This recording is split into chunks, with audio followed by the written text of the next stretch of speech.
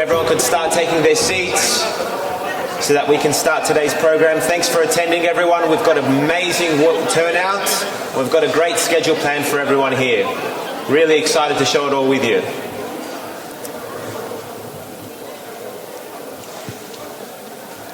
Thank you. If everyone could just take their seats. Good afternoon, everyone, and welcome to today's program. We are very excited to be sharing with you this amazing program that we have that has been worked on for weeks, months, so that we can deliver an amazing performance for you today. If you look around, we have some amazing stalls at the back. We'll be serving refreshments later on, and there'll be some beautiful performances for your entertainment, and there will be some interactive activities for everyone to get up and get involved. We'd like to start today off with a welcome to country, and to do so, I'd like to invite to the stage an Aboriginal elder, Auntie Glenda Chalker. Please welcome her to the stage.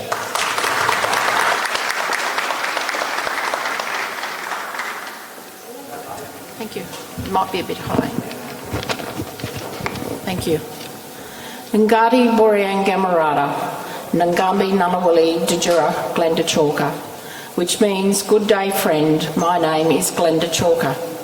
I'm a Darrell woman of the Kubichbata clan, the traditional people who belong to this land where we are on today.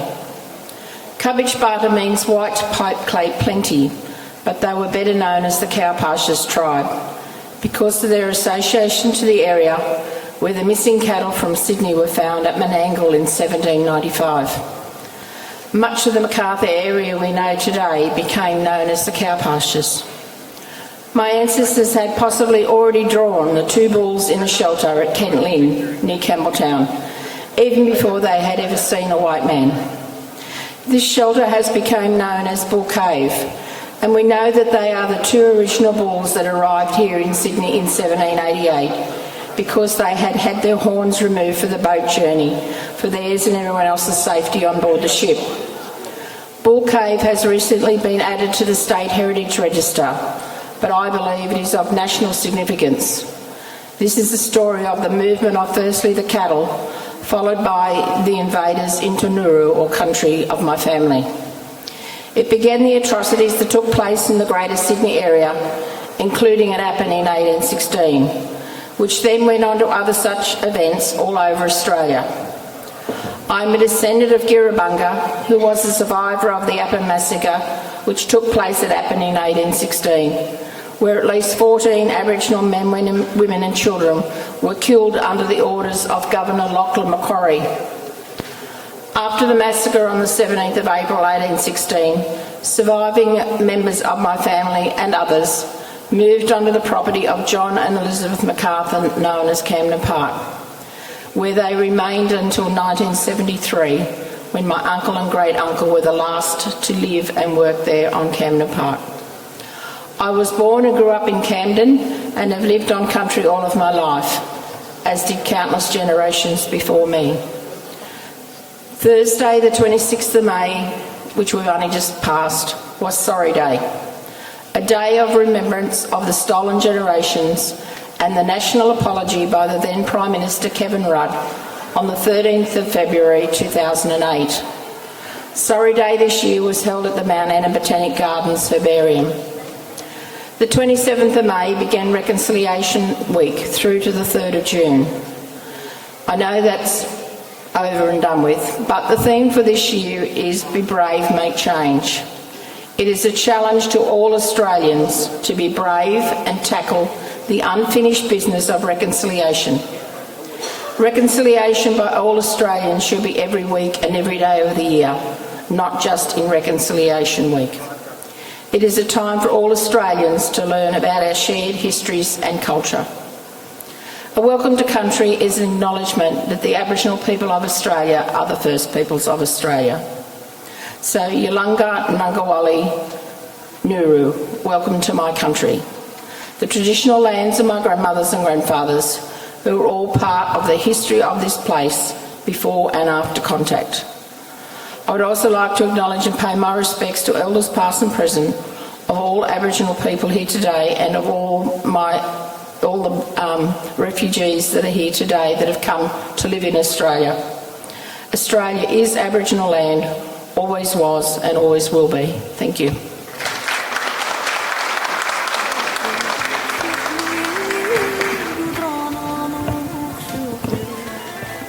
Thank you, Auntie Linda, for sharing that amazing story with us. It's all very important to remember the Aboriginal culture and people today. Out of all days, we've got Multicultural Refugee Week that we're celebrating. And as refugees, we're all here in this beautiful land, and we all have to acknowledge the traditional and the original owners of the land, the Aboriginal people. And that's why it's important to start these events with such speeches. So thank you, Auntie Linda. Just running through the program for the rest of today, we've got a set of speeches from our dignitaries who have attended today. Thank you for attending. We also have a set of success stories from local community members that have contributed to Australian society as refugees. Later on, we have an international fashion parade, which has been put together by the lovely ladies who have worked tirelessly in order to put this together, followed by an artistic show presented by an artist, Iraqi artist, Haider Abbas Abbadi. Following that, we have a series of traditional folkloric entertainment shows by different cultural communities. So we have a performance by the Lebanese community, the Cambodian community, Turkish, Indian and Iraqi, as well as an African performance at the end. So we've got an amazing program set for everybody, and I'd like to welcome to the stage our first speaker, Dr. Nated Kader, the President of the Australian University Graduates Forum. Please come to the stage.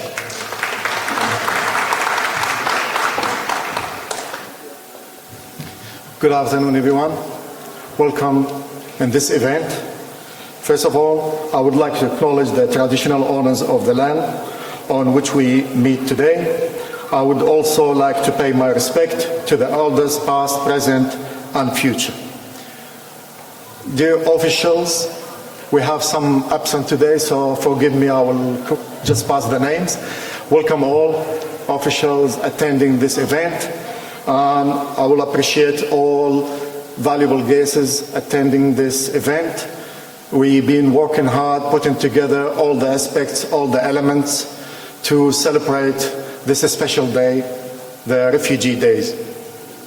The day we remember all these people suffering and people losing way of life, culture, losing land and moving around finding safe haven.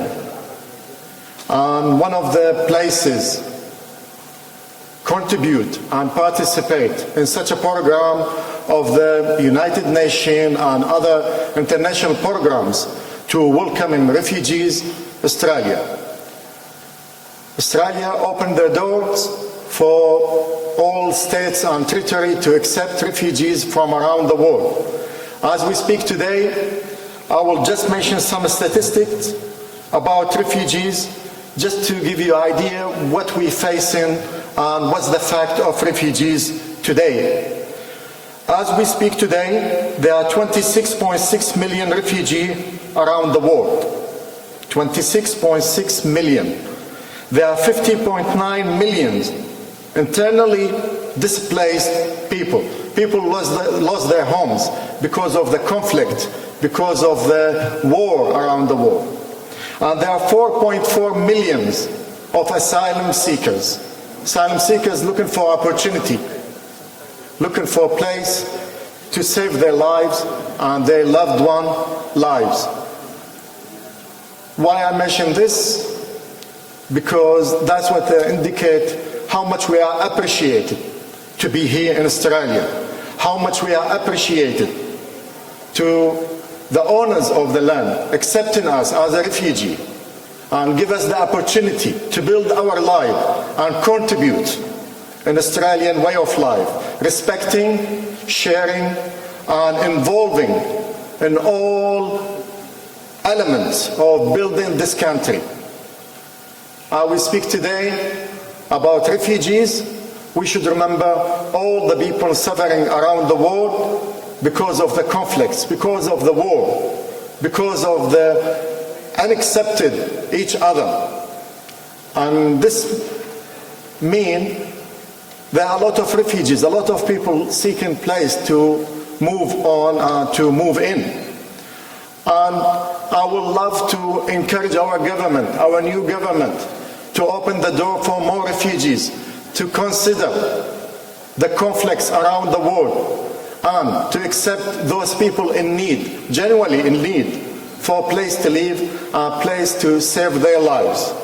And also encouraging and asking our government, our new government, also to consider and look deeply for the people carrying the TPV, the Temporary Protection Visa.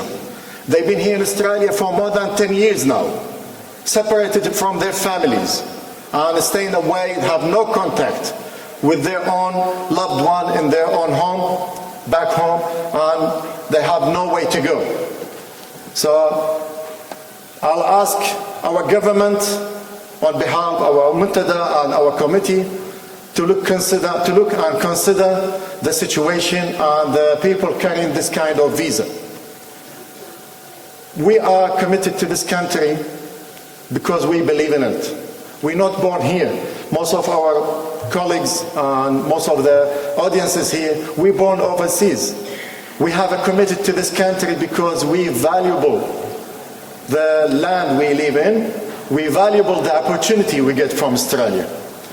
At the end, I would like to thank Australian people.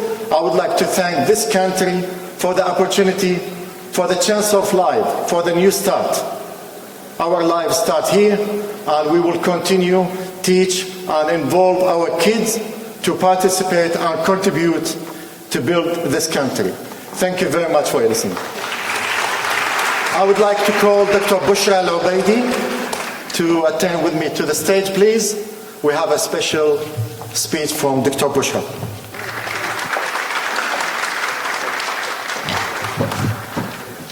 Hi, everybody. I don't want to repeat myself. I want to acknowledge the Minister of Multiculturalism. You are most welcome. And all our guests. I don't want to forget somebody. Ladies and gentlemen, good evening. Today I will talk in two capacities, which is relevant to today's celebration.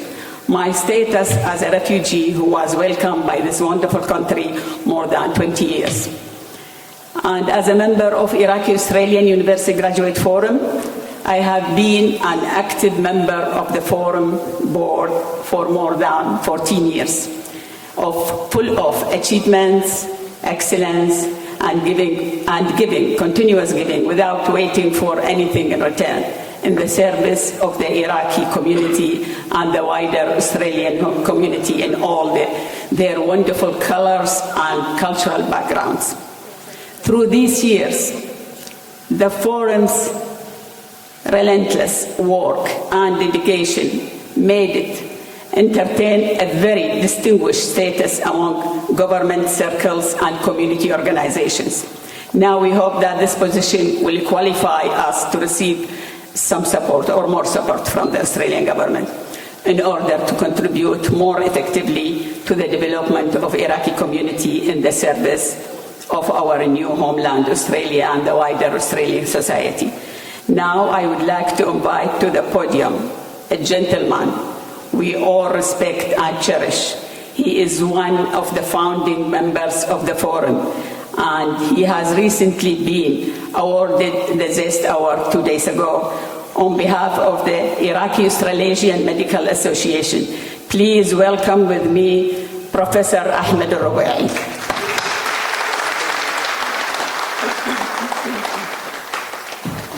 Thank you very much, Dr. Bushra. Thanks, Dr. Nath.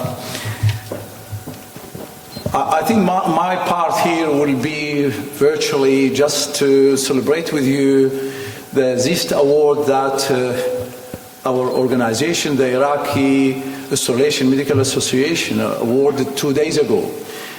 This high-profile award was awarded in appreciation of the hard work and great effort of a voluntary organization for doctors without any support from any side in educating the community, the Arabic, Middle Eastern, and the cult community about Corona when it's declared as a pandemic, and then through a very active campaign to encourage people to have the vaccination.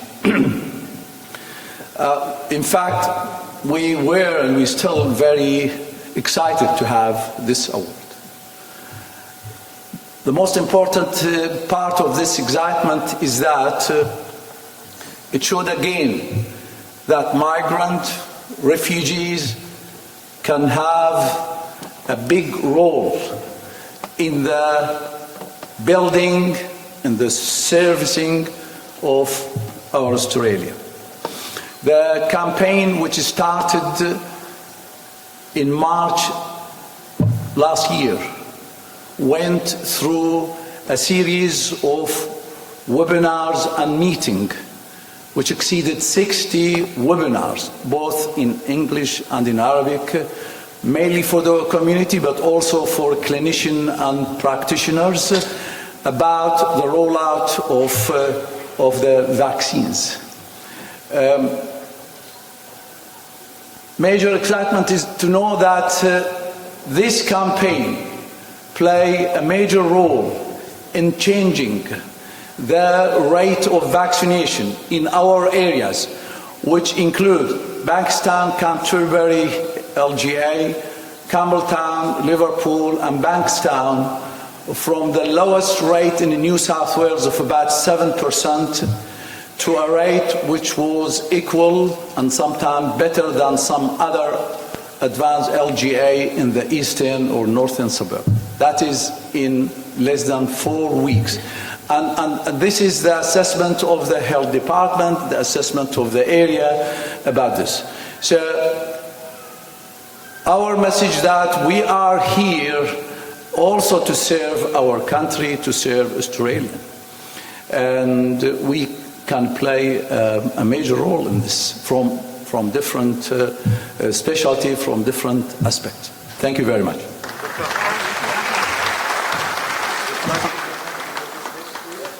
On behalf of Multiculturalism and our Iraqi community in Australia, we would like to present this gift for Dr. Ahmed, recognizing his work, the human attitude, working for the community, working for Australia, and also work for the Iraqis, either here in Australia and overseas in motherland. Thank you very much, Dr. Ahmed.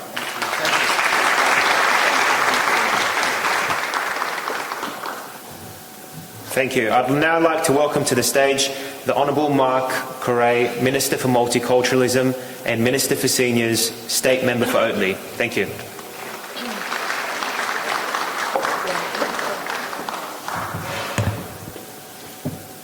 Well, ladies and gentlemen, it's a great honour to be here today, and I want to thank each and every one of you for braving the cold weather outside. It's still pretty cold outside. I want to begin by acknowledging, of course, the traditional owners of the lands in which we meet today and pay my respects to elders past, present and emerging. I want to begin by acknowledging the Iraqi Australian University Graduates Forum, my good friend, Dr. Bushra. I told you I'd be here, didn't I? I promised months ago I'd be here. And members of the hard-working team and doctors, Dr. Ahmed, Dr. Hassam, and many others that are here today forming part of this great team. I also acknowledge, of course, all our leaders in the community and the multicultural community groups that are here today. Your good self, my good friend over here, the Mayor of Liverpool, Ned Manoon. Well, ladies and gentlemen, it's a great honour to be here today, which today marks the beginning of Refugee Week. And the theme of this week, of course, as we know, is healing. And we also celebrate the wonderful contributions of refugees and asylum seekers throughout Australia. And it is great to join you today to celebrate the incredible achievements of our refugee communities right across New South Wales. And Refugee Week, as I said, is an opportunity for everyone to reflect on the lived experiences of refugees and the strength that they provide our great nation. For many, many decades, Australia has been a leader in helping refugees settle successfully in Australia. And the New South Wales Government is working very, very hard to ensure people fleeing to our shores and those that help them have the resources that they need to stay healthy and safe. And over the years, as you know, our government, the New South Wales Government, has lifted the quota or the number of refugees entering New South Wales. And with that, of course, we've backed that up as a government by offering free fee training services, employment support programs from health, housing, employment services for refugees, and of course help with translation of services. And of course we know that refugees and asylum seekers and international students and people on temporary visas are one of the most greatly impacted groups, as we've heard previously, of the recent pandemic. And that is why we're investing just shy of $70 million into community-run programs to help our state recover and to help our refugees through it. We're offering $11 million in funding in specialist NGOs and grassroots community groups. And we've also moved to support our many migrant resource centres with funding to help people with food, rent, bills, fuel and transport costs. And importantly, we're also supporting the provision of mental and physical health services to those that need it most. This government is working hard to support our multicultural communities right across the state and to help them become stronger and more resilient. Our contributions and our commitments are more vulnerable today than ever. And as global conflicts uproot families, their peaceful way of life, the government is working directly with the federal government and of course our New South Wales Coordinator General of Settlement, Professor Peter Shergold, and to do this to ensure that people who come here get the best possible support to make a new life for themselves and their families. Just last Tuesday I was in Armidale to see the Yazidis community, who have been there now for a couple of months, in fact a couple of years I should say, and helping them grow from strength to strength. Many of them are in support services funded by the state government to help them grow their crops and to sell that produce to the rest of the community in Armidale. There has never been, I think, a community like the Yazidis community where the local community at Armidale have really embraced them with open arms over many, many years, over the last 3 or 4 years. I got to visit one of the local primary schools where the school captain is from a Yazidis background. The vice captain, he too is from a Yazidis background. And I was able to tell them, I was able to ask them, what is the one thing you like about Armidale? And they said, the love from the general community. These are 7, 8 and 9-year-olds. I asked them also, what is their favourite sport? Their favourite sport is soccer. And that morning they were awake, barracking for Australia against Peru, just like I was with my 8-year-old at 3 o'clock in the morning. And they loved what they saw on television. Every one of them might be from a Yazidis background, but every one of them were going for Australia that morning. So as Minister for Multiculturalism, it is a great opportunity to do what I can across the state to help our newly arrived migrants, our refugees, our temporary protection holders, and to ensure that they are front and centre of government decision making and of course government programs. Ladies and gentlemen, New South Wales, in fact Australia, is I think one of the best examples of multiculturalism anywhere in the world. We have people from all corners of the globe, 300 different ancestries, speaking over 200 different languages, worshipping and following over 146 different religions. A perfect example of just how multicultural communities can work, live and work together. So today I want to commend the wonderful efforts of the Iraqi Australian University Graduates Forum for bringing us all today to mark what will no doubt be a brilliant, fantastic and enjoyable week to mark Refugee Week. Thank you very much.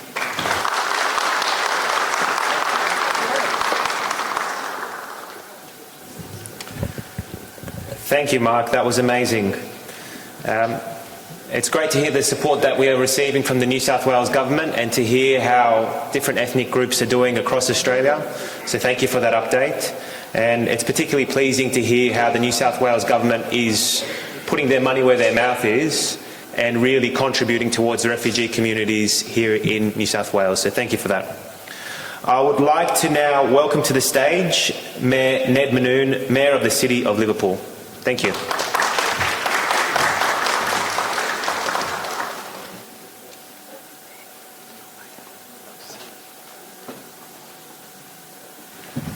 Good afternoon, everybody. I'd like to start off by acknowledging the traditional custodians of the land on whom we meet today and pay my respects to elders of past, present, and emerging. And thank you, Auntie Glenda, for your very kind acknowledgement. I also would like to acknowledge a very good friend of mine, the Minister for Multiculturalism, Mr. Mark Curray, and I want to thank you for your leadership as Minister in this space and your continued support for multicultural communities. I've known Mark for over 15 years and he's been very passionate about supporting people from all walks of life to get involved in politics and many other things, so thank you, Mark. I want to acknowledge Deputy Mayor, Councillor Chris Rhodes, and all the other distinguished guests who are here today. Now, thank you very much, I have to say, to the Australian University Graduates Forum for organising this event. I know it's happened for many years, but it's a very important event. And we get to share our stories, language and culture. Because this is very important in the multicultural story of what is Australia. We've all come here, we're first generation, some second generation Australians. And I want to pose to you a question about what does Australia look like in 50 years? Do our children maintain the language?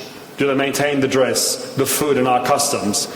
Because I want to challenge everyone, because I think if we don't have an Australia in 50 years where we maintain our ancestry, then our country will be a poorer country. So events like today, and I want to thank you very much for organising this, play an important role in ensuring that we remember our roots and our ancestry, because that is the true value of what Australia is. And as the Minister said, the world is living here together in peace, harmony and unity. Now, many people talk about, when refugees. I've got the privilege of in this building every month. We probably have around 300 or 400 new Australian citizens that I get to give their citizenship certificate. And you see the look of hope and the look of enjoyment and what is an amazing experience, because we don't get to choose what country we're from, really, right? Our parents take care of that for us. But when you get your Australian citizenship, like all of us here, we make that conscious choice. And it's probably something that reality only happens once in our life. Now, there are people in the community who maybe they think of refugees, they don't think very highly of refugees. Now, my parents, they fled Lebanon back in the Civil War, but I actually went to America first, and I was born in America, and my parents migrated here in '93. And I got to say, let's look at some of the things that people talk about. They say, oh, migrants, refugees, they drive up housing prices. Last year, we had the biggest single rise in Australian housing prices, 21%, yet we had no migration. Every one of us, more than likely us, has a smartphone in our pocket. Well, guess who invented that? That was the son of a refugee from Syria who invented the iPhone, Mr. Steve Jobs. They don't go there and talk about that. So can I say, on behalf of myself and the people of Liverpool, to all of the migrants and refugees, ahlan wa sahlan. And it's a very theme, because the theme is the year of welcome. So this is what it's about. I tell people when you get your citizenship, I say to them, be ambitious, but be ambitious not for your own personal gain, but be ambitious for the contribution you can make to society, right? Because I look forward to the day that the son or daughter of a refugee is the one who goes out there, works in Liverpool at the Ingham Institute and cures cancer. Because this is what we are seeing every day. We know the potential. I think this is a beautiful thing, and hopefully in Liverpool and the rest of New South Wales and Australia, we get to celebrate and encourage and grow that. I want to leave with this point, that We heard Auntie Glenda who say those wonderful the words before, and that small acknowledgement and learning about First Nations culture.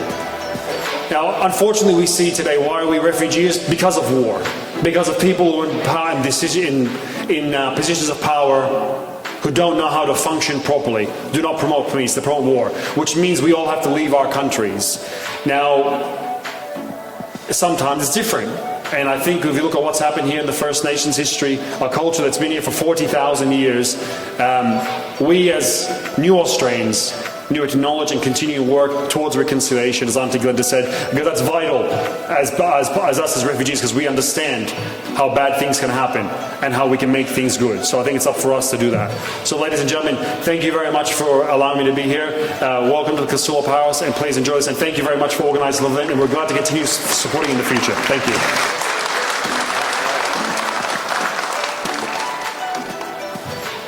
Thank you, Ned.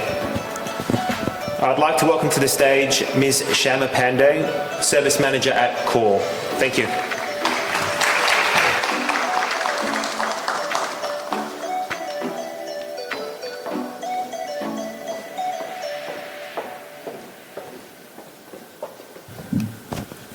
Good afternoon, everybody. Thank you, Auntie Glenda, for a beautiful welcome to the country.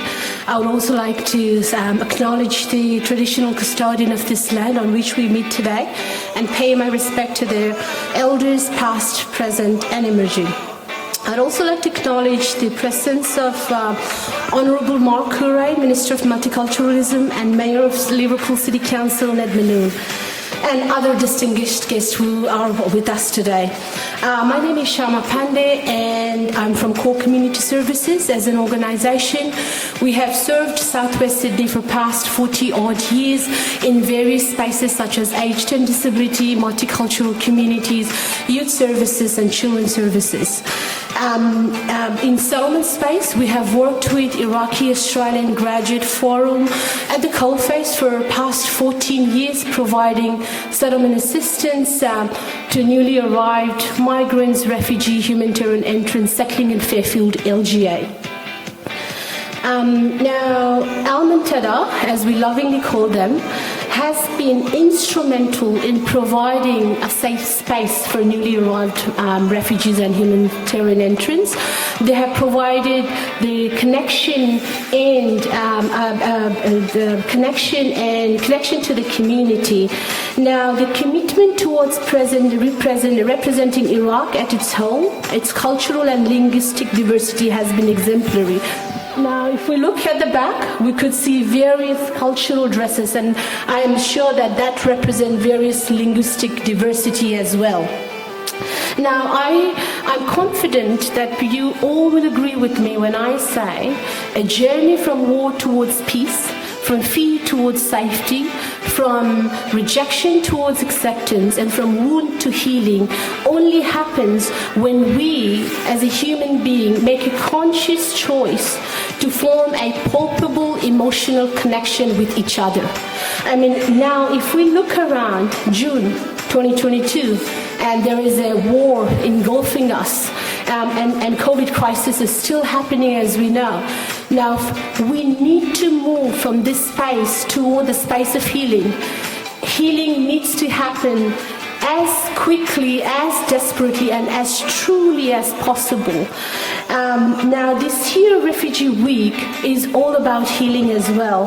Now, if you ask me what is healing, the meaning of healing for me might be completely different to you, but at the crux of healing, it's all about the addressing the needs such as spiritual connection, cultural connection, physical and mental connection. And healing happens when there is a strong cultural connection to the process. So I would actually like to that effect, I would like to bring the focus on Almantada. Now, Almantada has been operating for more than 14 years, and they have a cultural salon that brings people from different walks of their life and help them to express through arts. What a wonderful idea, healing through arts. Now they also have a human rights committee where they address issues, very important issues such as racism, extremism. They have the academician committee in Australia and New Zealand that actually publishes a journal, peer-reviewed journal every month. Now, look at the mammoth task they're actually doing. But amidst all of this, what I want to talk about today is their leadership that they've shown during COVID crisis. Now, as we all know, Dr. Bushra, we know Dr. Ahmed, and all others who have worked tirelessly during this pandemic. What I can tell you for the fact is, Dr. Bushra, where are you, by the way? If you can, there you go.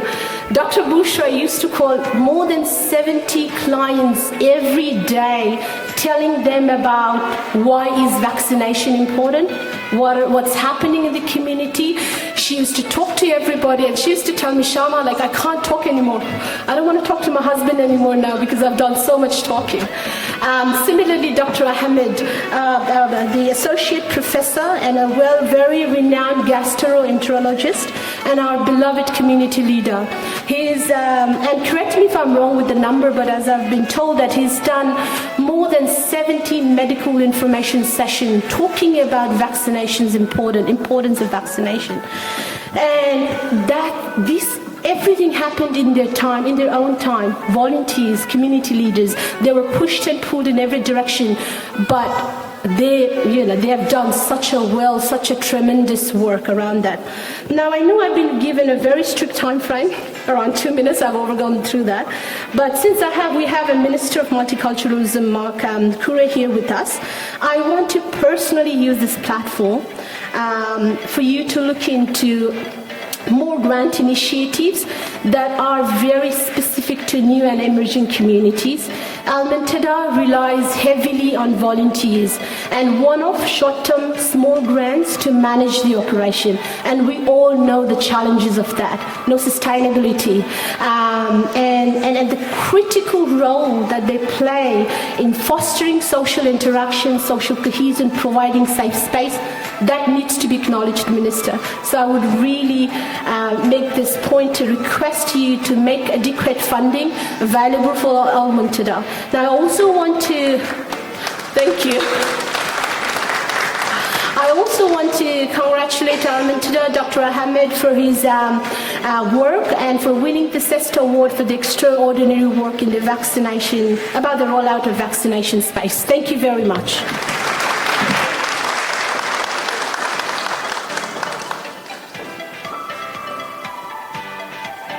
Thank you, Ms. Pandey. I'd like to welcome to the stage Ms. Dina Yako, Officer at Refugee Council. Thank you.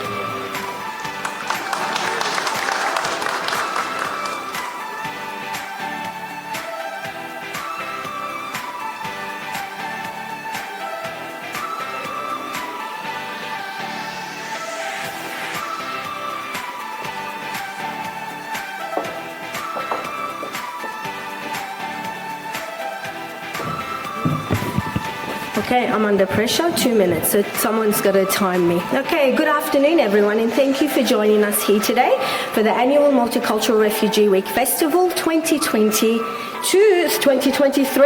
hosted by the Australian Iraqi Graduates Forum and supported by many wonderful organisations.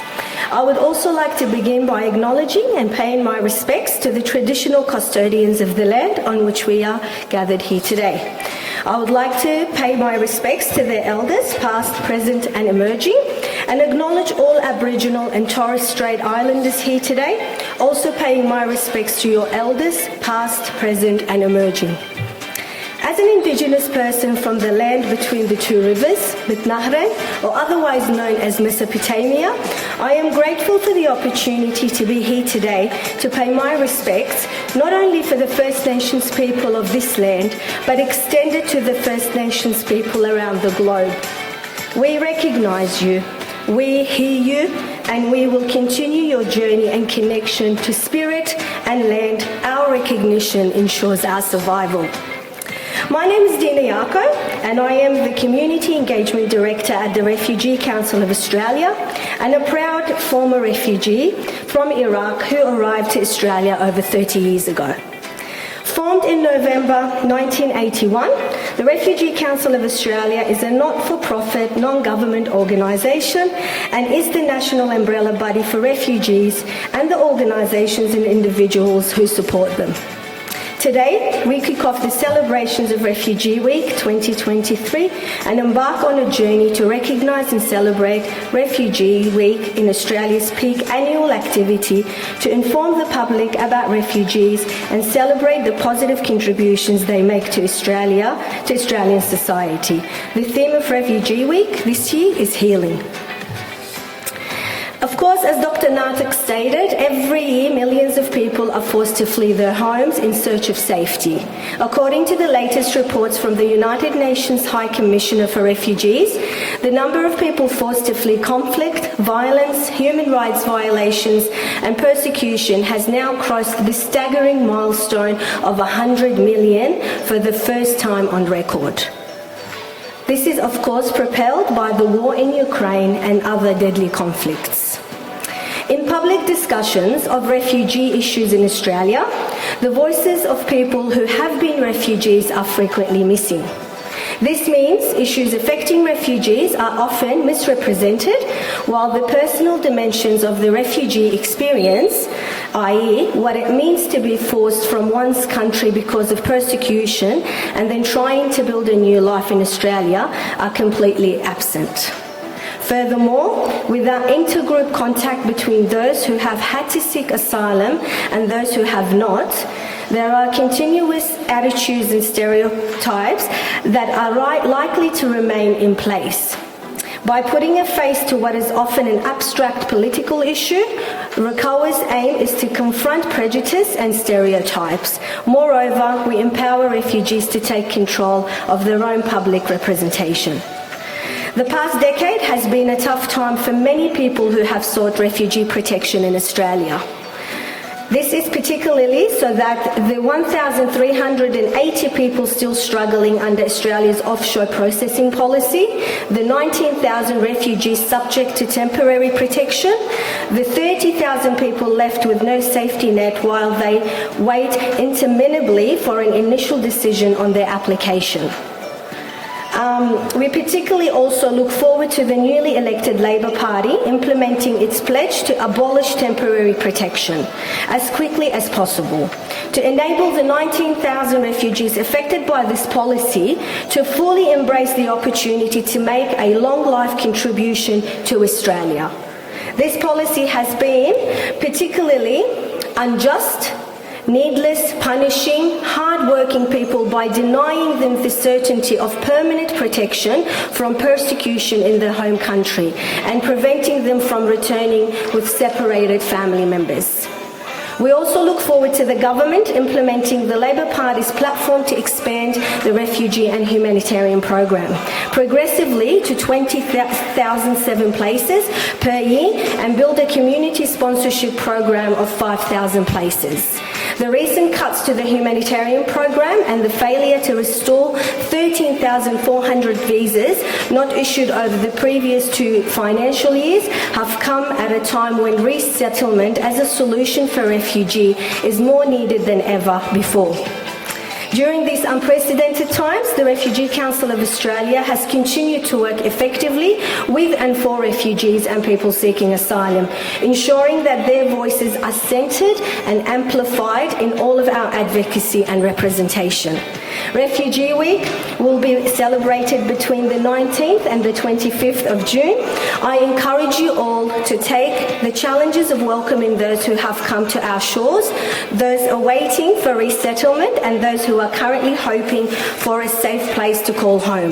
Please, please, please take the following pledges and make them public. To those who have come far and wide, I am happy you're here. To those refugees who enrich the community and make it vibrant and unique, we are happy you are here. Now, I know they're telling me to hurry it up. I will. This is the end of it. Now I want everyone to repeat after me, please. I am happy you're safe. I am happy you're free. And I am happy you are here. Thank you very much.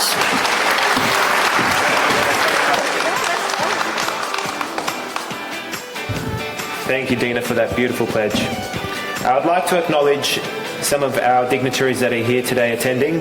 Mr. Nathan Haggerty, Councillor of Liverpool Council, Mr. Jorge Aroch, CEO of Starts, and Mr. Kamal Debussy, CEO of West Sydney Migrant Resource Centre. There are a few apologies as well from the Honourable Anne Stanley, Federal Member for Warrawa, and apologies from Miss Melanie Gibbons, MP, State Member for Holsworthy. I'd like to move on to the next segment on an upbeat tone, and that is the success stories, community role models, agents for peace, and ambassadors for harmony. These community role models are being celebrated today, and they're going to be sharing part of their story as to why they're here and what they have contributed to Australian society. The first person I'd like to welcome to the stage is Samah Shtar from the Refugee Council. Samah, could you come forward? Thank you.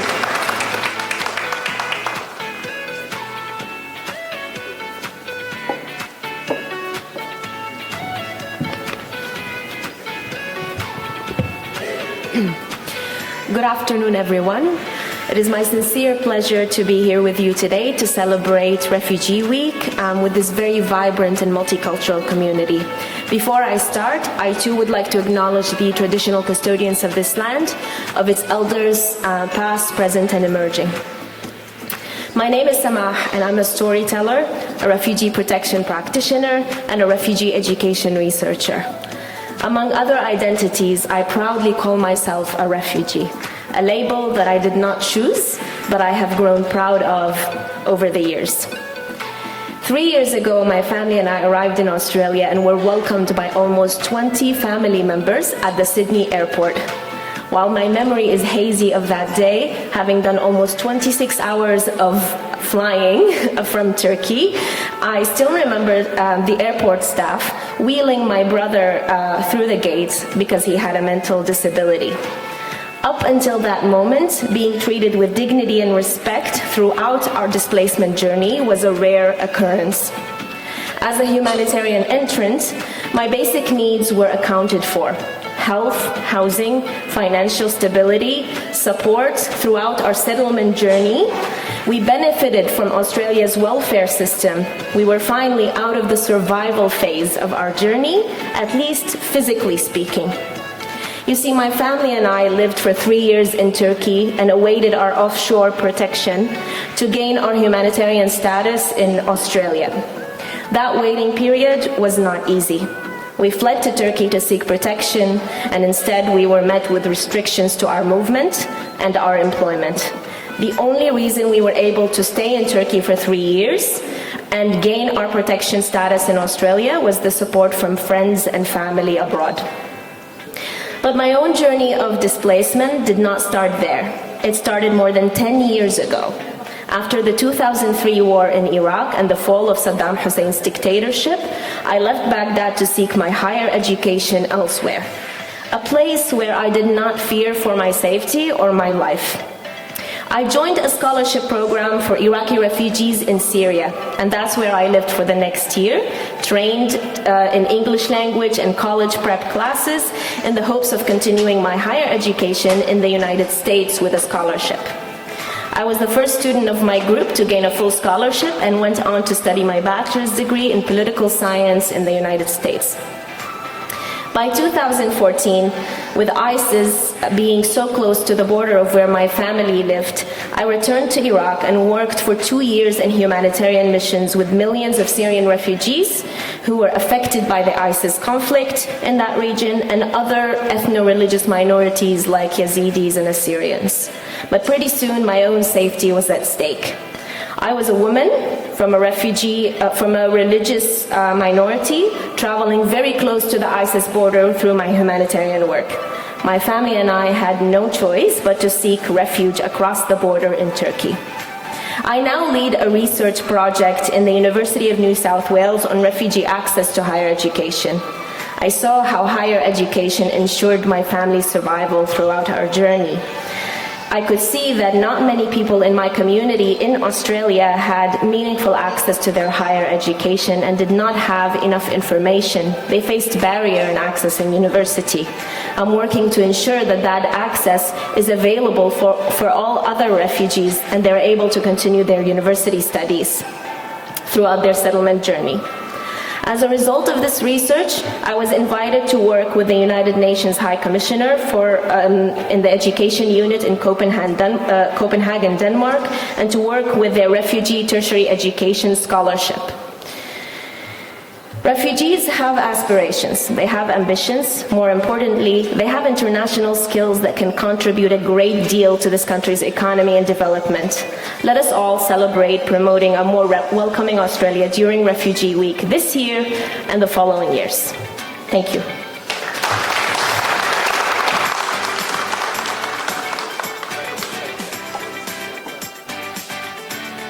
So I would like to invite Mr. Mark Correa back to the stage to hand an award.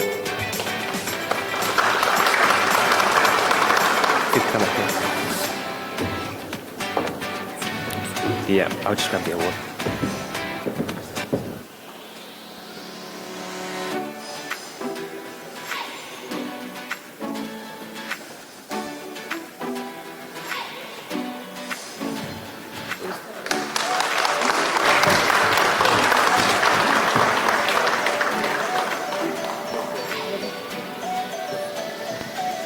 Thank you. Thank you. I'd now like to welcome Babel Yilkhana from Core Admin Support.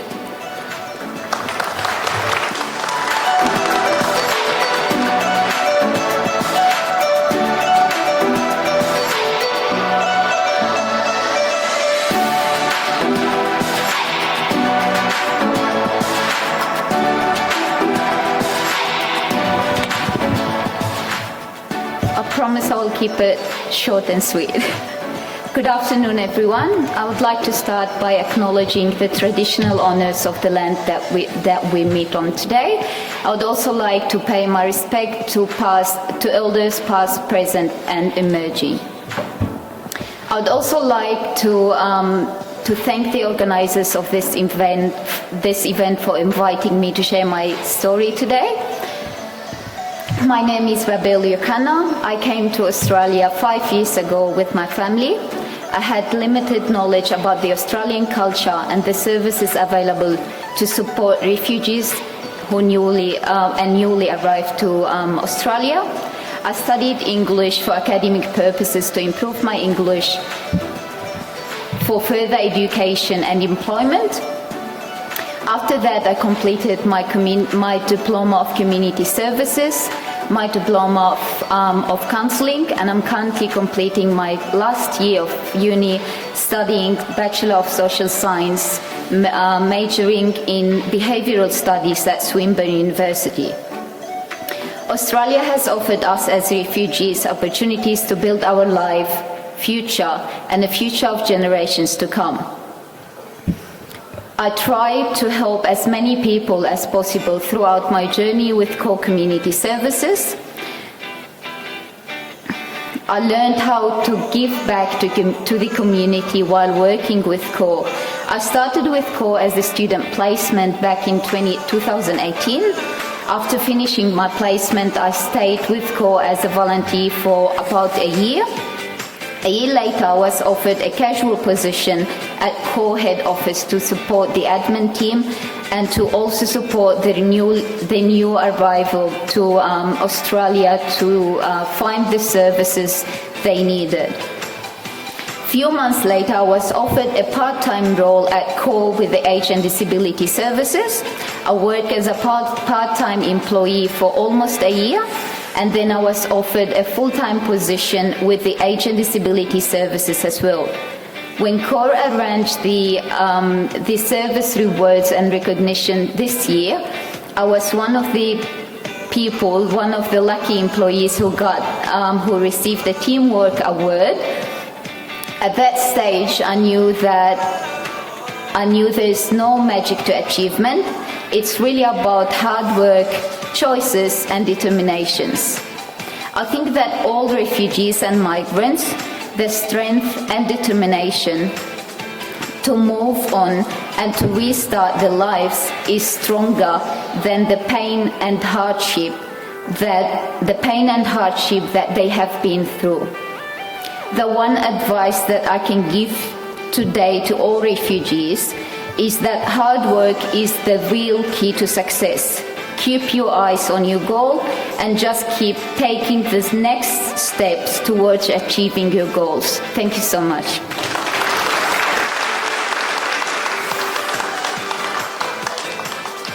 I'd like to invite Mr. Ned Manoon to present an award to Babu Yukano.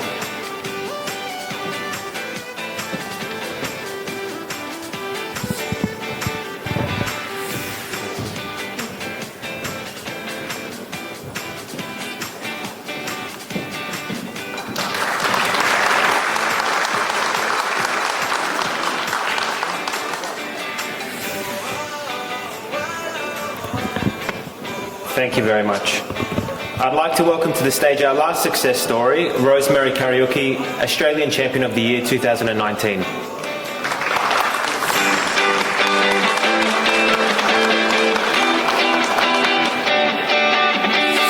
Rosemary received Australian National Local Hero of the Year in 2021.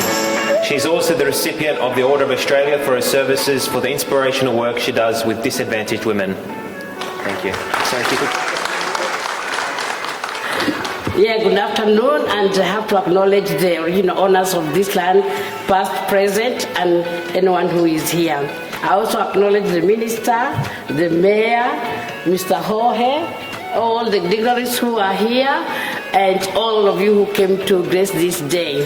I came to this country in 1999, and I was running away from the tribal clashes in my country. I come from Kenya. And when I come from a very huge family. My father had 2 wives, and we were 16 of us, and we lived in one house. We had cousins, uncles, so we used to be like 30 or 41 gone. So and then when I come here, I'm alone. So it was very, very lonely. And I thought, what can I do? Instead of just sitting down and feeling pity on myself, what can I do in that lonely time? And that's when I started looking, and I found an advertisement. They are looking for people to visit lonely people in the nursing home. And I thought, what a good idea, a lonely person visiting another lonely person. And I started volunteering in the Little Sisters of the Poor in Randwick.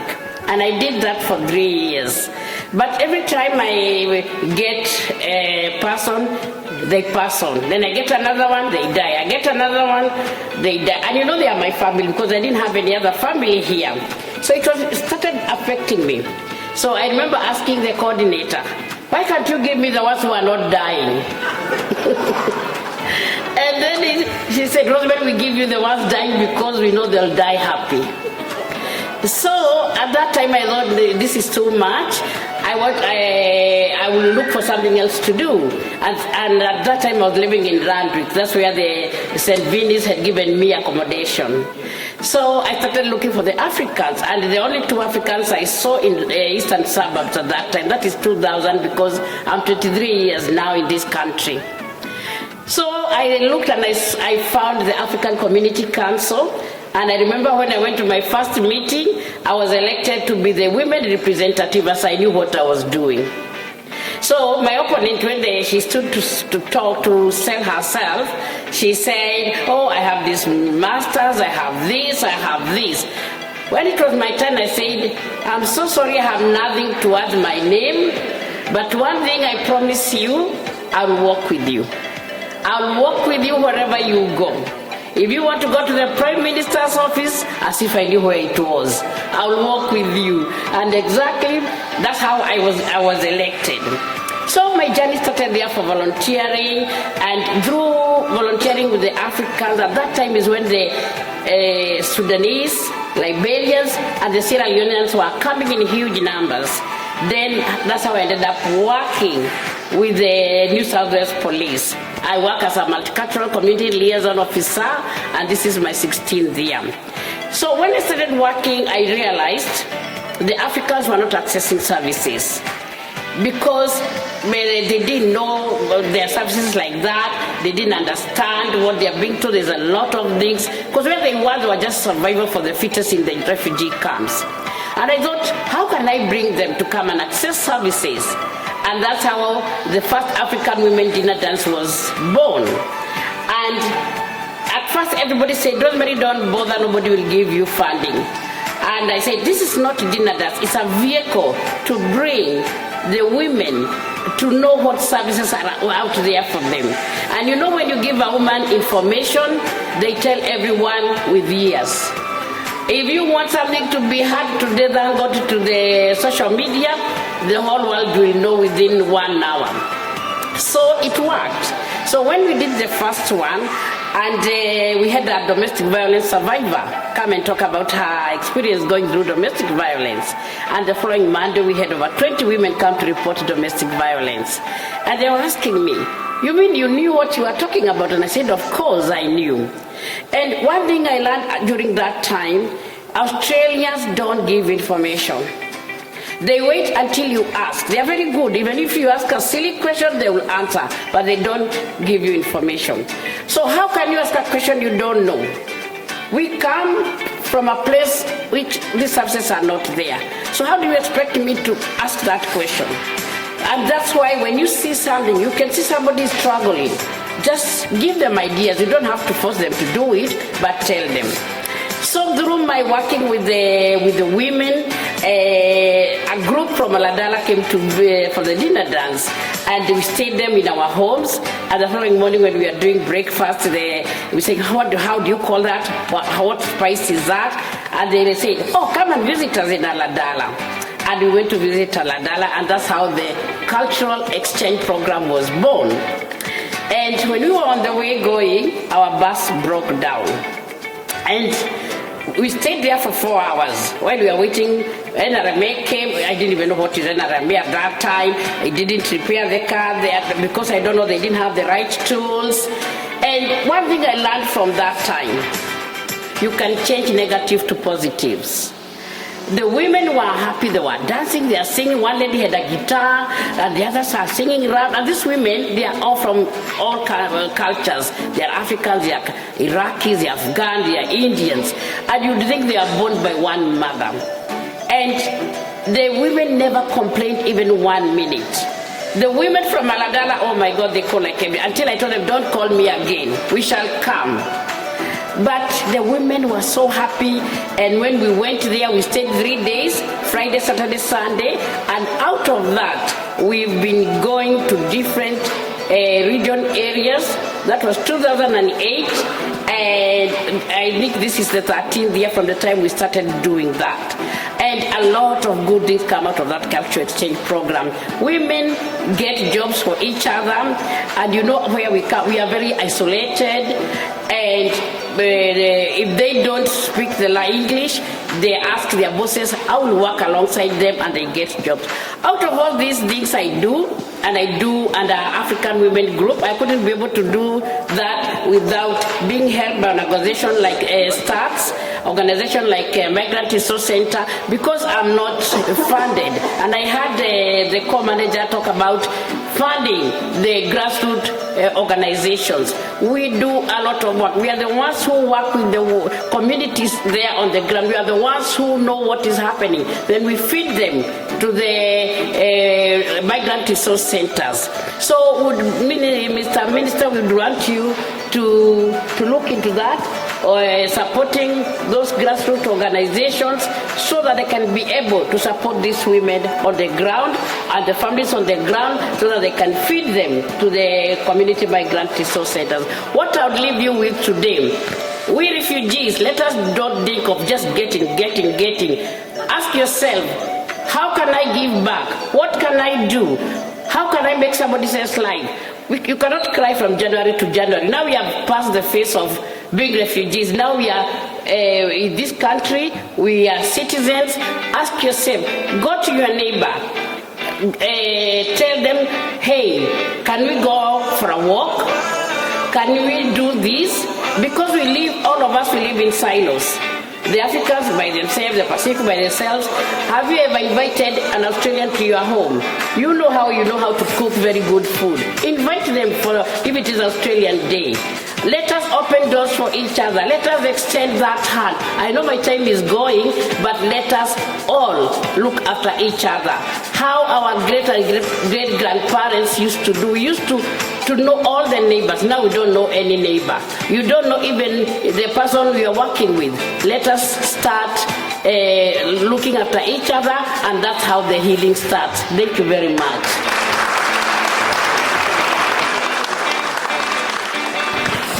Thank you, Rosemary. If I could invite Mr. Kamal Debussy to the stage just to hand an award. Thank you.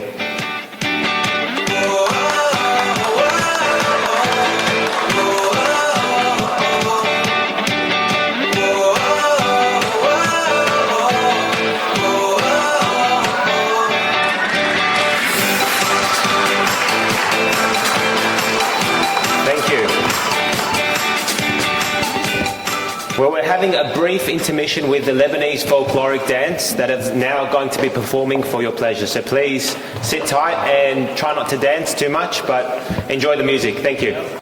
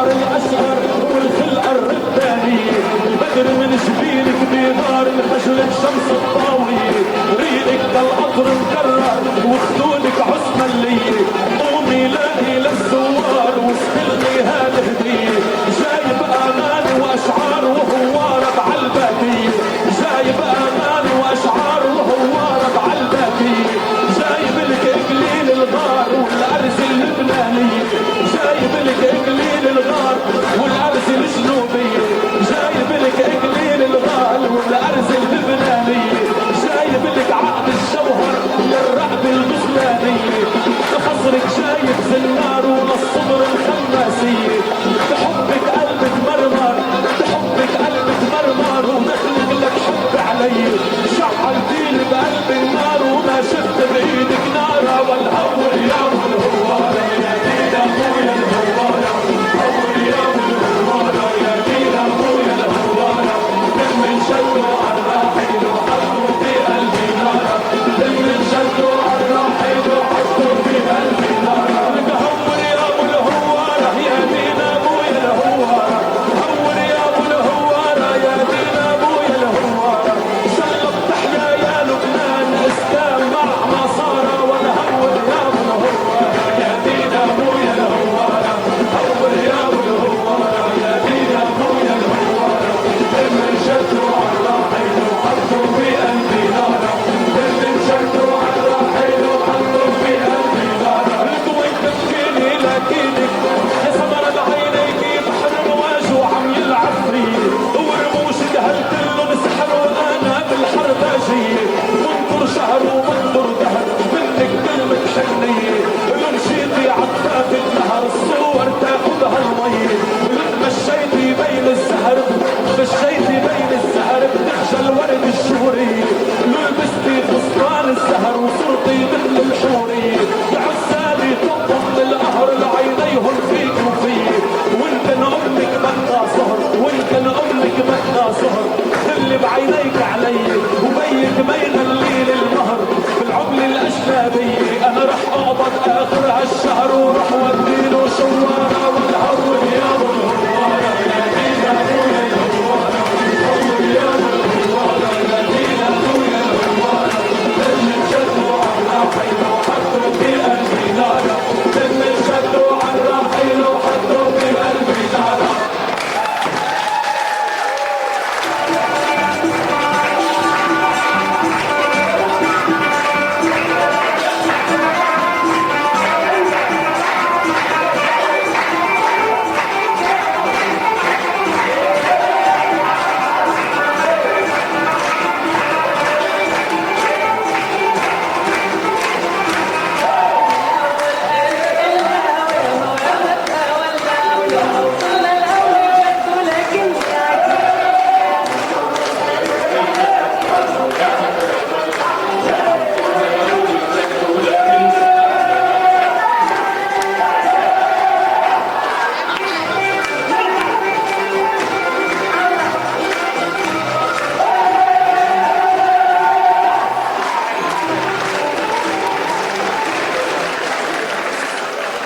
Thank you very much for that performance.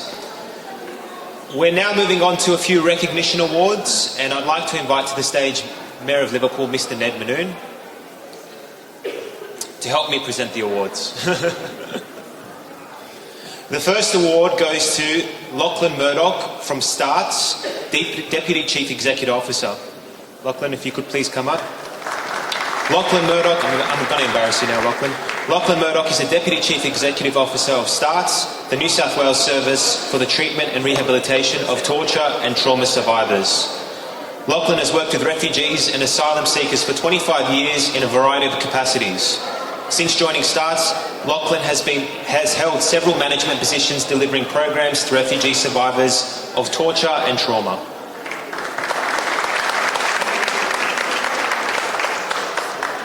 Thank you, Lachlan. Could I invite to the stage Jasmina Bajraktarevic, Hayward STARTS. I did okay. Jasmina came to Australia in 1993 as a refugee from Bosnia-Herzegovina.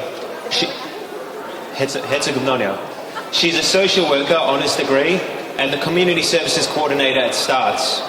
Jasmina's involvement in the refugee field dates back to 1991, when she became involved in work with Bosnian refugees in Croatia through Sun Crockett Centre for Grassroots Relief Work, an implementing partner of the UN.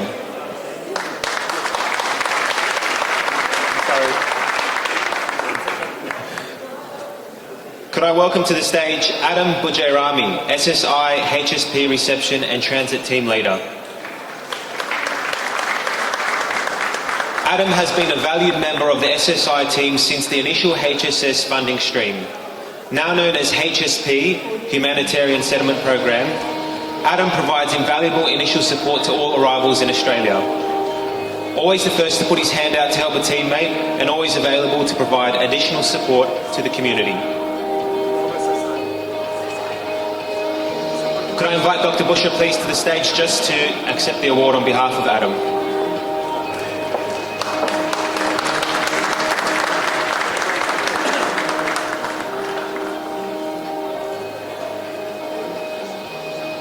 Thank you. Thank you, Ned, for your assistance.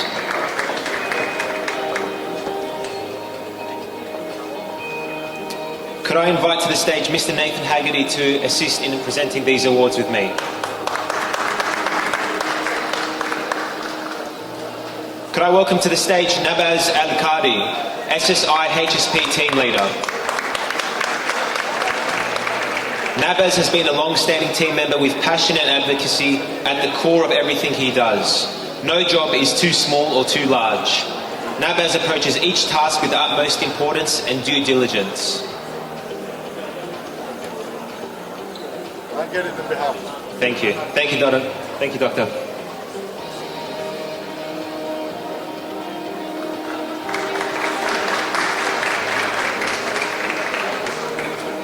I would like to invite Rowena Assad, Core Community Connections Manager. Rowena Assad is Australian-born Lebanese background. Rowena has been employed by Core Community Services for over 10 years. During her service with the organisation, she has undertaken different duties and roles, including caseworker with the Iraqi and Arabic project and as Women's Specialist Worker.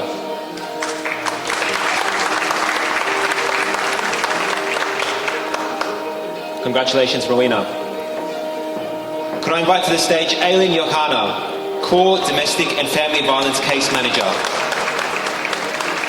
Aileen is of Iraqi background. She's been employed by Core Community Services for over 10 years. During her service with the organisation, she has undertaken different duties and roles, with the most recent being a caseworker within the Iraqi and Arabic project.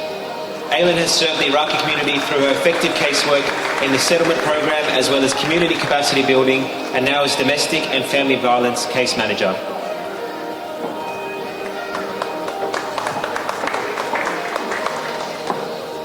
Thank you, Mr. Haggerty, for your assistance. Could I please invite to the stage Joanny Reynosa, CEO of Core Community.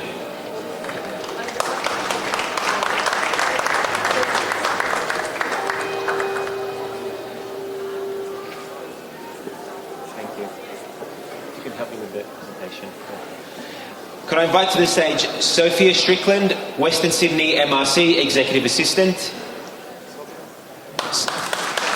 Sophia Strickland joined the team at Western Sydney Migrant Resource Centre in December 2017 as Executive Assistant to the CEO, Mr. Kabal Demusi. In addition to high professionalism and performance, Sophia's work ethic and commitment to supporting the Mayor and the migrant community has been outstanding.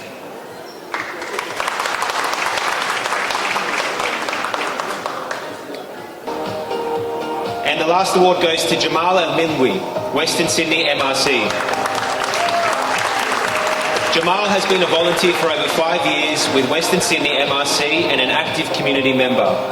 Jamal Al-Milwi has been a dedicated and reliable volunteer for over 5 years and an active community member. Thank you, Jamal.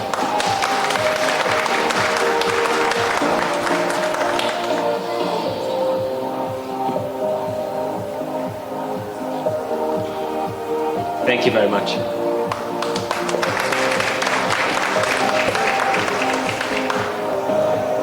Thank you to and congratulations to all the award recipients. We're now into the next segment of today, the International Fashion Parade.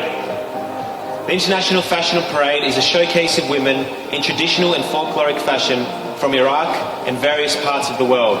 They've been standing at the top for a while and they're waiting to make their entrance, so please give them a warm round of applause to make them feel welcome. I'll be reading out a portion of the poetry in English, and here I'll be assisted with the Arabic portion. From Mesopotamia, the cradle of ancient civilizations, we came carrying bags loaded with our pains and hopes. We landed here where the horizon widened for everyone and dreams come true. من بلاد الرافدين مهد الحضارات القديمة أتينا نحمل حقائبا محملة بآلامنا وآمالنا. حطتنا الرحال هنا حيث تتسق الآفاق للقادمين وتفتح الأرض ذراعيها ليستريح المهاجرون بعد طول عناء. هنا تكتمل الحكاية وتزهر البداية وتثمر الأماني بمستقبل آمن رغيد.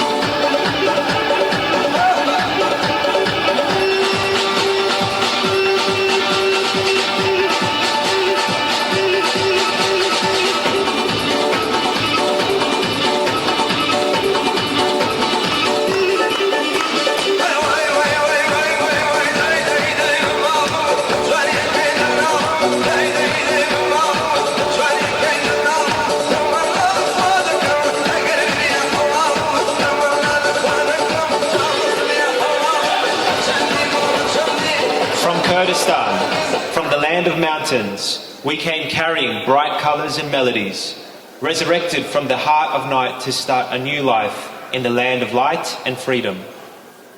من كردستان العراق من أرض الجبال والجباه العالية أتينا نحمل الألوان الزاهية والأنغام.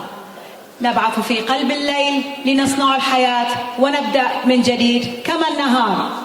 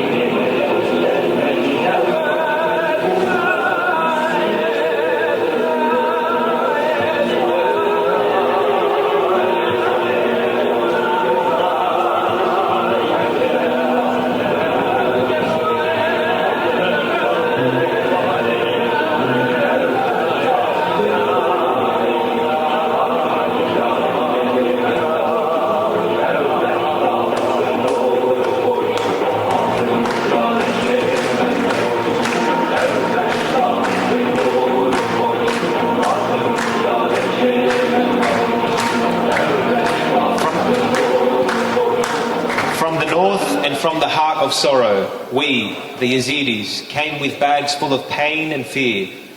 Here we will continue despite oppression, carrying light in our hearts, planting it wherever we go so that darkness can be defeated. من الشمال ومن قلب الفجيعة أي زيدون جئنا بحقائب محملة بالهم والخوف. هنا سنظل رغم القهر نحمل النور بين جوانحنا نزرعه أينما حللنا لينحسر الظلام.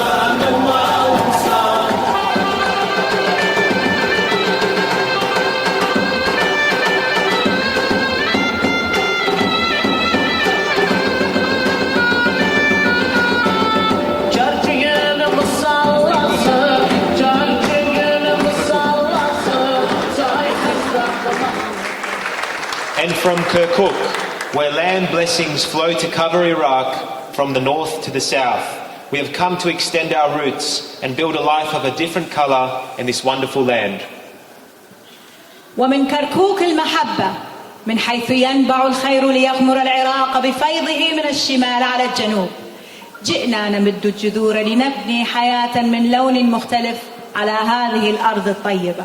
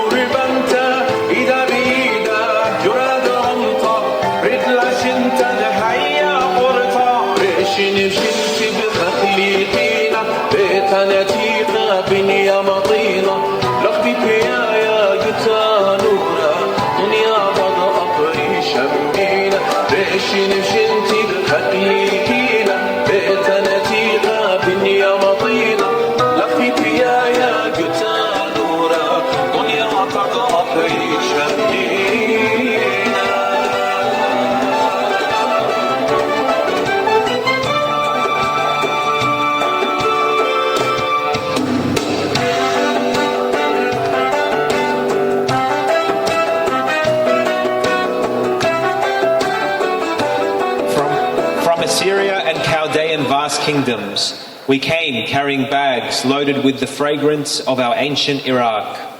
With us, the story began there, and here we are beginning a new story in our new beloved homeland. من آشور وكلدان الممالك الشاسعة والخيال أتينا نحمل حقائب محملة بعمق عراقنا القديم. بنا بدأت الحكاية هناك، وها نحن هنا نبدأ حكاية جديدة في وطن جديد.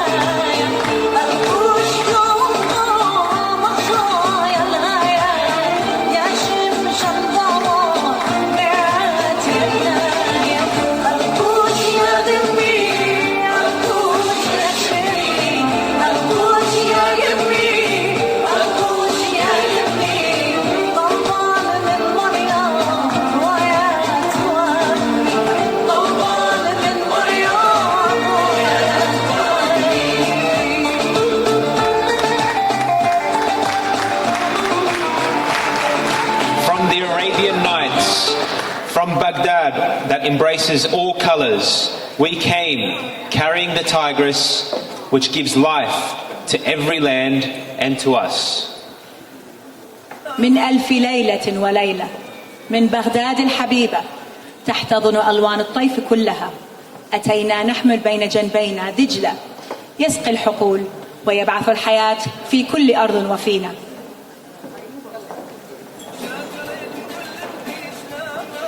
Oh,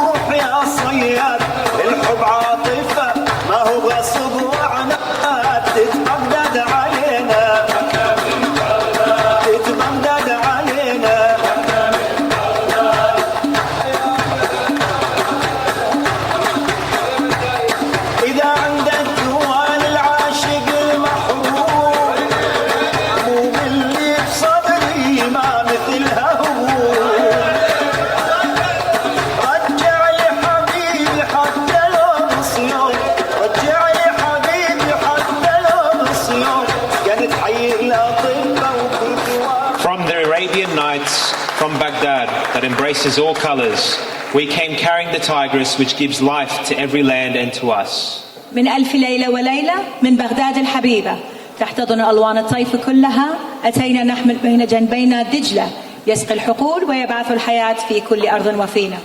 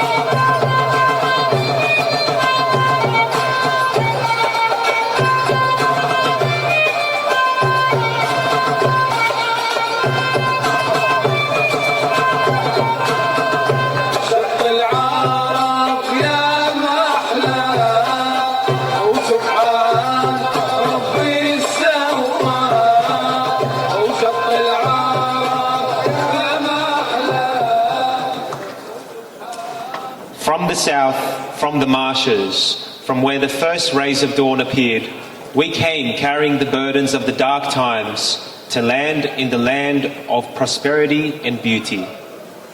من الجنوب من الأهوار من حيث لاحت أولى خيوط الفجر وطلع النهار أتينا نحمل هم السنين لنحط الرحال في أرض الخير والجمال.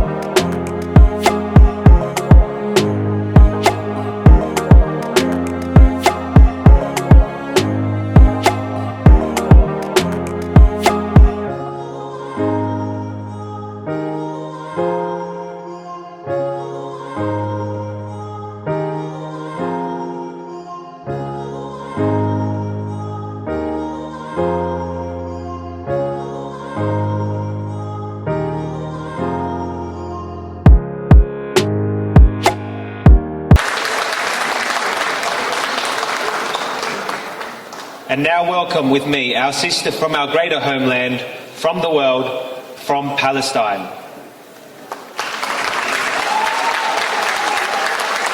والآن رحبوا معي بإخواننا من وطننا الأكبر ومن أرجاء المعمورة من فلسطين.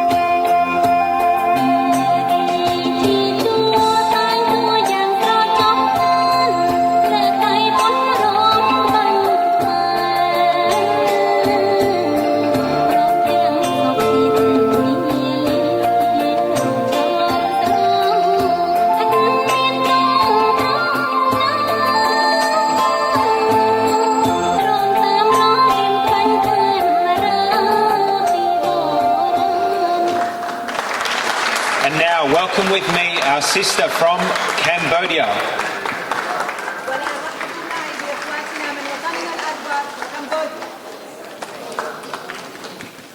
We salute our distant homelands that dwell in our hearts. A big thank you to our new home, Australia, to its Indigenous people and their ancient and venerable civilization.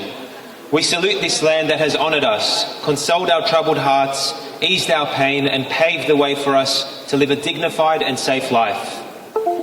تحية لأوطاننا البعيدة الساكنة في قلوبنا. تحية لوطننا الحبيب أستراليا. تحية إجلال وإكبار لسكانه الأصليين وحضارتهم الجليلة الموغلة في القدم. تحية لهذه الأرض التي كرمتنا وضمدت جراحنا ومهدت لنا الطريق لنحيا حياة كريمة آمنة. Now I would like to welcome to the stage the ladies who created this show and dedicated their time and efforts for it to be a reflection of Al-Muntada's values of unity, respect of people's cultural differences, and its persistent work to build a better future for the Iraqi community as well as the wider Australian community on this land we all call home. If I could invite to the stage Dr. Bushra Al-Abaidi, May Zuhair Jamel, Samira Ali, Sana Al-Ahmar, Tanya Muhammad, Sahar Kashif Al-Gita, Linda Eshia, Luma Odesho. If I could welcome you all to the stage so that we could take a group photo together, that would be amazing.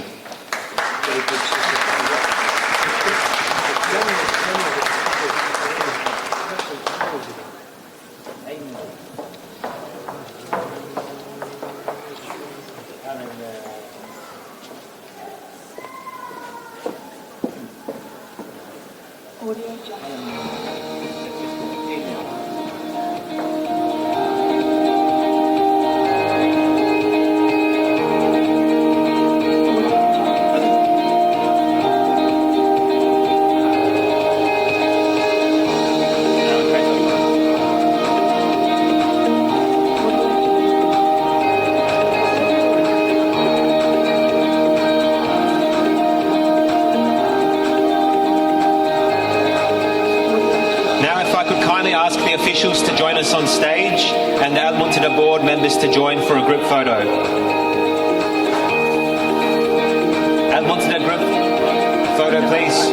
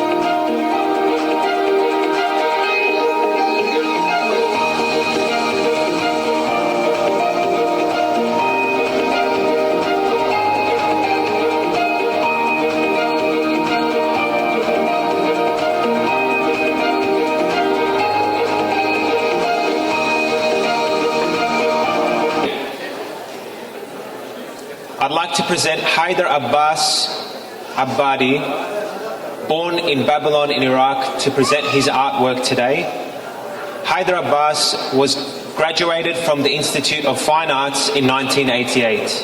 Abbadi is an active member of art societies across Sydney and works with Settlement Services International to support and profile artists from refugee and migrant communities. In his 17 years in Australia, Haider has held 10 solo exhibitions and been a finalist and winner of over 20 art prizes and studio residences. Haider has facilitated many workshops for SSI Starts and CORE. On the 25th of June, he has a group exhibition under the name Settled, Unsettled, with 6 other artists at Manly Art Gallery and Museum from 3 p.m. The exhibition will be held until the 31st of July. You're all welcome to attend. Thank you. Thank you, Haider. Thank you. سيدات السادة الحضور، مساء الخير. طبعا عمل الحقائب أنا صار لي شهر أشتغل به. المهرجان كله انبصم بمصمة الحقائب، والحقائب كل حقيبة تحمل قصة مهاجر، قصة لاجئ. أنا طبعا أستعير فد قول للكاتبة أحلام مستغانمي من روايتها ذاكرة جسد، تقول فيها: نغادر الوطن محملين بحقائب نحشر فيها ما في خزائننا من عمر، ما في أدراجنا من أوراق، نحشر ألبوم صورنا، كتبا أحببناها وهدايا لها ذكرى، نحشر وجوها من أحببنا، عيون من أحبونا، رسائل كتبت لنا وأخرى كنا كتبناها، آخر نظرة لجار عجوز قد لا نراها، قبل على خص صغير سيكبر بعدنا، دمع على وطن قد لا نعود إليه. هذه الحقائب طبعا فيها حقائب مؤلمة وفيها حقائب ملهمة، فأنا وضعت حقيبة ملالي الناشطة الأفغانية كحقيبة ملهمة يعني، ووضعت حقيبة عليها صورة الدكتور العراقي منجد المدرس كشخصية ملهمة إلنا ولأبنائنا وللجالية وكقدوة. وأنا هنا يحضرني فد نص للشاعر اللبناني صديقي وديع سعادة، إذا حابين تسمعون يعني، أكو نص إلى اسم الهجرة، يقول: حين ذهبوا لم يقفلوا أبوابهم بالمفاتيح، تركوا أيضا ماء في الجرن للبلبل وللكلب الغريب الذي تعود أن يزورهم، وبقى على طاولاتهم خبز وإبريق وعلبة سردين. لم يقولوا شيئا قبل أن يذهبوا، لكن صمتهم كعقد زواج مقدس، مع الباب، مع الكرسي، مع البلبل والإبريق والخبز المتروك على الطاولة. الطريقة التي شعرت وحدها بأقدامهم، لا تذكر إنها رأتهم بعد ذلك، لكنها تتذكر ذات نهار إن جسدها تنمل من الصباح إلى المساء بقمح يتدحرج عليه، ورأت في يوم آخر أبوابا تخرج من حيطانها، ورأت في يوم آخر أبوابا تخرج من حيطانها وتسافر. ويذكر البحر إن قافلة من السردين كانت تخبطت فيه وتمضي إلى جهة مجهولة. ويقول الذين بقوا في القرية إن كلبا غريبا كان يأتي كل مساء ويعوي أمام بيوتهم. هذا النص للشاعر اللبناني وديع سعادة. طبعا أنا يعني في حقائب كثيرة فيها قصص وبعض الحقائب مغلقة وبعض الحقائب مفتوحة، فأترك لكم مشاهدة الحقائب وأشكر إصغائكم. شكرا جزيلا. شكرا.